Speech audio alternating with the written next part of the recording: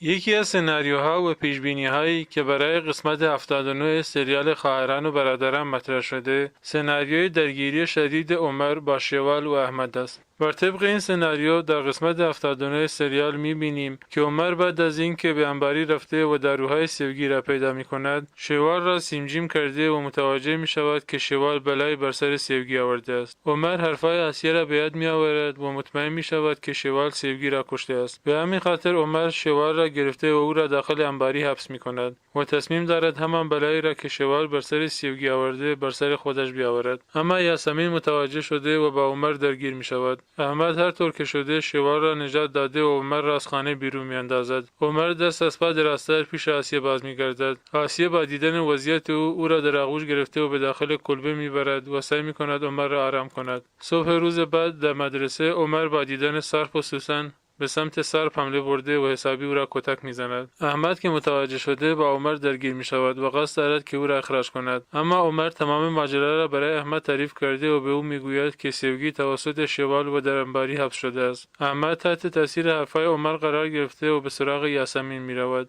یاسمین در برابر پدرش نمیتواند مقاومت کند و اعتراف می کند که حق با عمر است و شوال باعث مرگ سیوگی شده. احمد از شنیدن این حرفها شوکه شده و با چشمانی اشکبار به کلبه رفته و پسرش عمر را در آغوش میگیرد و از او عذرخواهی میکند و به این ترتیب در قسمت جدید قاتل سیوگی توسط عمر و احمد پیدا می شود.